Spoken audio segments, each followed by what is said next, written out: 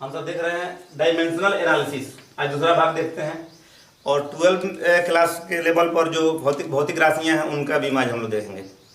पहले कुछ और देख लेते हैं। पहले विकृति क्या होता है? स्टेम, लंबाई में परिवर्तन बट्टा प्रारंभिक लंबाई। तो लंबाई में परिवर्तन हो तो लंबाई ही आएगा, है ना। तो क्या होगा उसके लिए? लंबाई के लिए L और प्रारंभिक लंबाई के लिए भी L। क्या होगा? L की पावर 1-1 यानी L की पावर 0 यानी क्या 1। ये क्या हो रहा है? विमाहीन हो रहा है, विमाहीन। ठीक। और देखते हैं कोण, एंगल क्या होता है? चाप बट्टा त्रिज्या।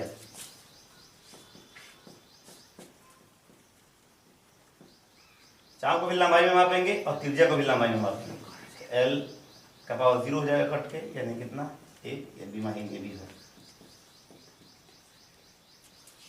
आवृत्ति देखते हैं।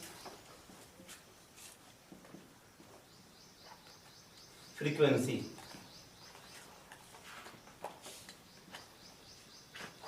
होता है 1/टाइम यानी 1/t, t माइनस हो गया। ये देख लेते हैं हम सब। संवेग, मोमेंटम,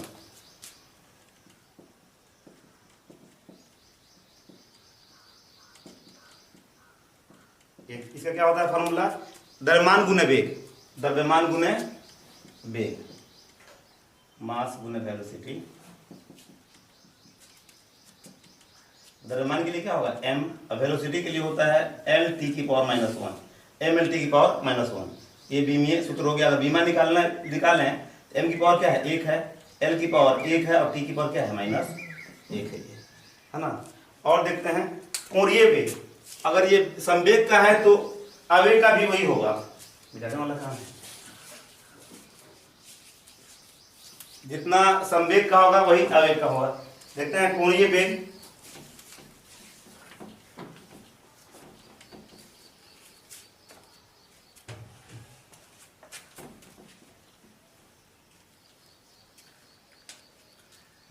कोणीय वेग,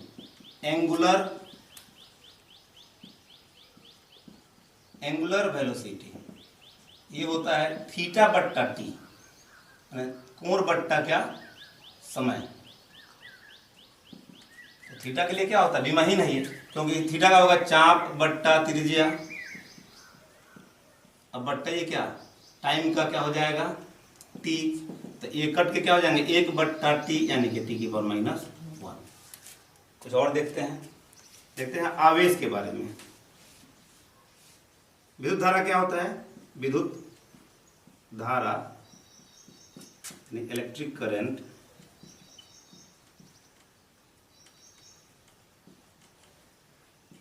इसके ये आधारी राशि है, इसका ज्ञात नहीं किया जाएगा। 7 जो आधारी राशि है उनका फिक्स एकदम जो बीमा है। तो आधारी राशि इसके लिए I का प्रयोग करिए या A का प्रयोग करिए। और हमको निकालना है किसका? चार्ज का, आवेश का। तो आवेश का देख लेते हैं कि कैसे निकलेगा। आवेश यानी कि चार्ज। तो आपको फॉर्मूला मालूम है कि I बराबर क्या होता है? Q/T होता है। तो Q बराबर क्या होगा? I/T हो जाएगा, मतलब विद्युत धारा गुने टाइम। तो इसका क्या हो रहा है? इसका चार्ज में हम ले लेते हैं Q बराबर I/T, यानी कि I के लिए क्या प्रयोग करेंगे? A या I, और समय के लिए क्या प्रयोग करेंगे? T। तो आवेश का ऐसा ही मात्रा बीमा क्या हो रहा है? AT हो रहा है। देख लेते हैं विभवांतर, potential difference.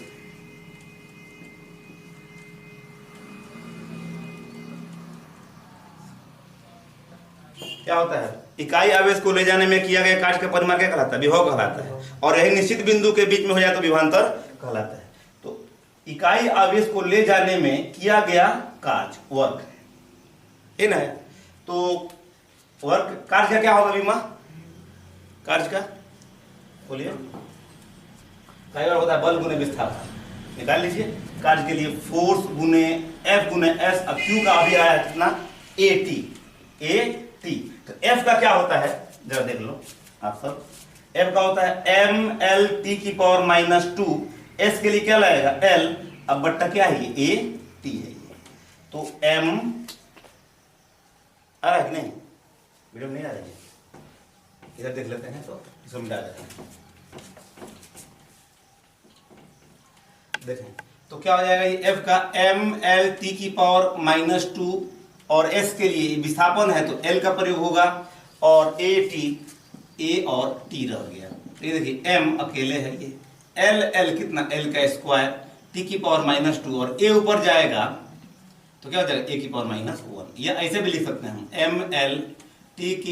ml square t⁻⁻2 और i⁻⁻1। ए का प्रयोग करिए या आई का प्रयोग करिए, बात क्या है, एक ही है। ये रहा क्या, विभवांतर। विभवांतर का अगर यही है तो विभव का भी क्या होगा, सेम होगा ये। अब देख लेते हैं हम लोग प्रतिरोध का। प्रतिरोध का क्या होता है फॉर्मूला, प्रतिरोध रेसिस्टेंस, रेसिस्टेंस क्या होता है, आई बराबर आर का क्या होता है,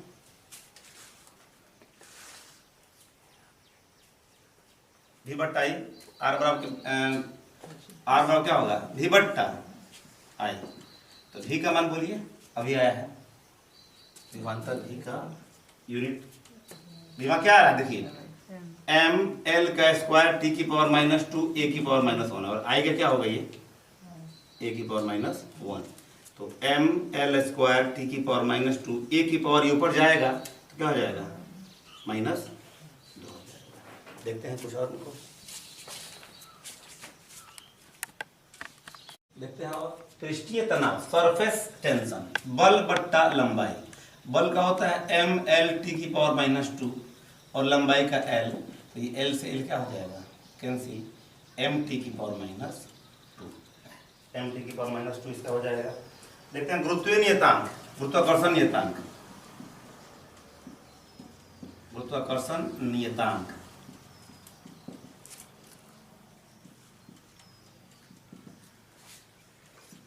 ग्रेविटेशनल कांस्टेंट। आपको मालूम है कि F समानुपाती हो रहा था क्या, m1 m2 बट्टा r का स्क्वायर ना। न्यूटन ने क्या कहा था कि उनके द्रव्यमान के जो गुरुत्वाकर्षण बल लगता है दोनों वस्तुओं के द्रव्यमान के गुणनफल के समानुपाती और दूरी के वर्ग के व्युत्क्रमानुपाती होता है। इसको हटाया गया था तो आया था हमारा कितना, F बराबर g इंटू m1 m2 बट्टा r का स्क्वायर। यही है गुरुत्वाकर्षण नियतांक, इसी का हमको डायमेंशन निकालना है। तो अगर हम इधर लेके चले जाएं, जी को यहीं पे रहने दें, तो F इंटू आर बट्टा m1 m2 बराबर कितना g। अब बीमा हम निकालते हैं, देखिएगा तो गुरुत्वाकर्षण नियतांक जी की बीमा क्या हो जाएगी जरा बोलिएगा, फोर्स गुना त्रिज्या। फोर्स का होता है mLt⁻⁻2। अब गुने त्रिज्या के लिए लंबाई में मापेंगे इसको l, अब बट्टा द्रव्यमान के लिए m गुने m होगा, तो m गुने द्रव्यमान गुने द्रव्यमान है, तो एक m से एक m क्या हो जाएगा, कैंसिल हो जाएगा। इस m को ऊपर चल जाइए तो m⁻⁻1, एक l और एक l का स्क्वायर और t⁻⁻2। ये गुरुत्वाकर्षण नियतांक हो गया। अब देख लेते हैं हम मुक्त आकाश की परावैद्युतता। मुक्त आकाश की परावैद्युतता को का निकालने जा रहे हैं। 12वीं क्लास में बहुत ही महत्वपूर्ण है ये।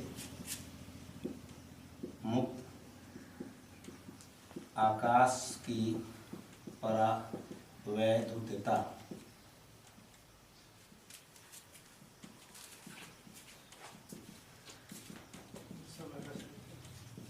दूसरा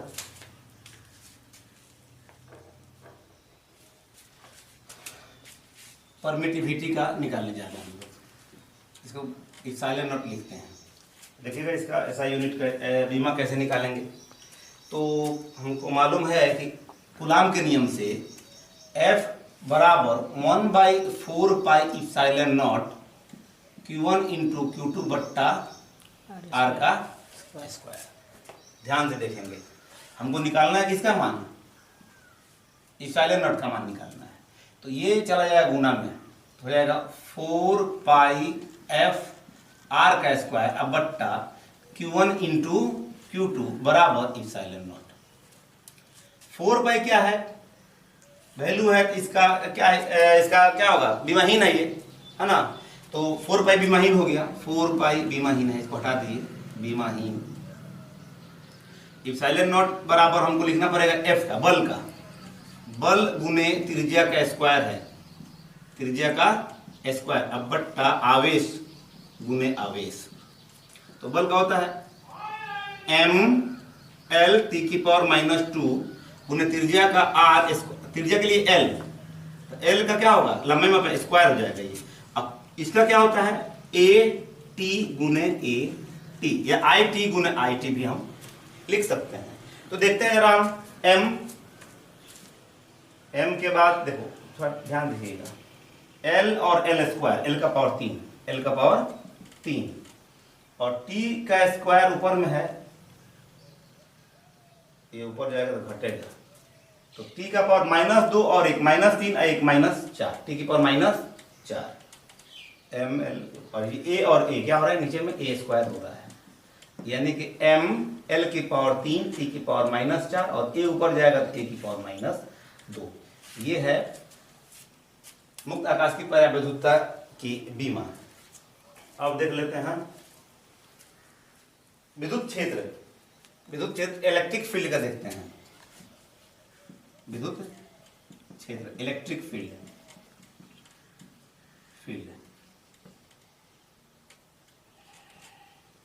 इसको लिखते हैं वेक्टर ई से, इलेक्ट्रिक फील्ड Q बट्टा F होता है इसका, F बट्टा Q, F बट्टा Q। F का क्या होगा, फोर्स का mL(T⁻²), और Q का क्या होता है, A(T). तो mL(T⁻²) और एक ये ऊपर जाएगा तो T⁻³ और A⁻1। तो हम क्या करते हैं, विद्युत फ्लक्स में, है ना, F बट्टा Q होता है, तो इसका हमारा आ जाएगा, एक जगह पर I का प्रयोग कर सकते हैं, परावैद्युतता, मुक्त आकाश की परावैद्युतता, ये बट्टा में यहाँ गलत हो रहा है जी, 1 बट्टा इप्सिलॉन क्या हो रहा है, यहाँ बट्टा में है, इधर देखिए 1 बट्टा इप्सिलॉन नॉट। तो अगर 1 बट्टा इप्सिलॉन नॉट का मान आ रहा है, तो अगर ये इप्सिलॉन नॉट को ऊपर लेके जाएंगे तो ये पलट जाएगा, यहाँ पे मिस कर गया हम, 4 पाई को हटा देना क्योंकि इसका विमाहीन होगा ये, तो ये जाएगा Q1 Q2 बट्टा F R का स्क्वायर।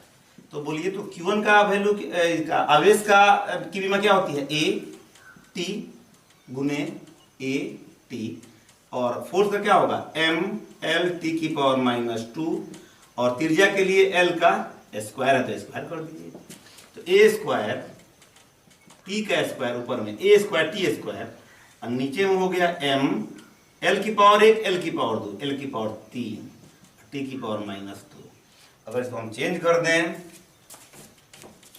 तो ये क्या हो जा रहा है, देखिए m जाएगा ऊपर में तो m की पावर -1, L जाएगा ऊपर में तो L की पावर -3, T जाएगा ऊपर में तो प्लस हो जाएगा, तो T की पावर 2 और 2 कितना, 4, और A का स्क्वायर उसी तरह रह जाएगा। तो ये रहा परमिटिविटी का, क्या परमिटिविटी का की बीमा हो गई है।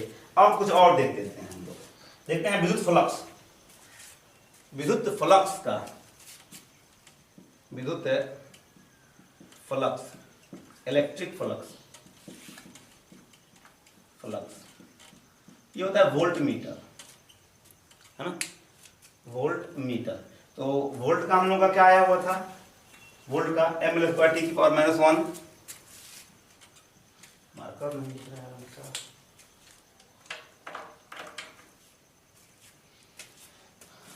mL²T⁻⁻1,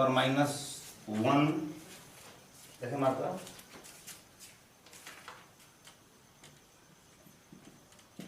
और इलेक्ट्रिक फ्लक्स का होता है वोल्ट मीटर, ये लिखें mL²T⁻³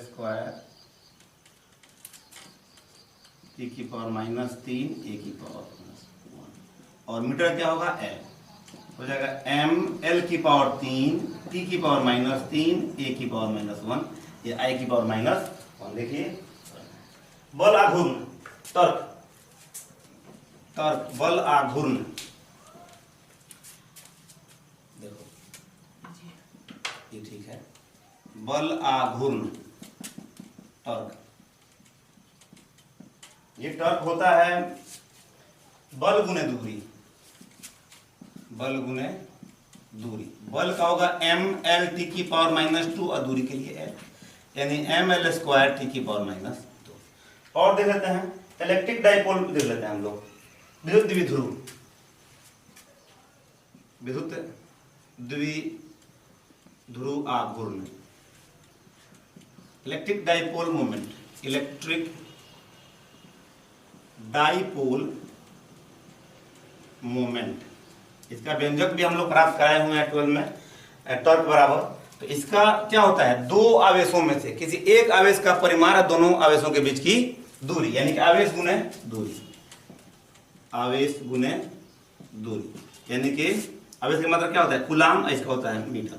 आवेश का होता है ए टी और दूरी के लिए क्या पढ़ेंगे एल, तो ए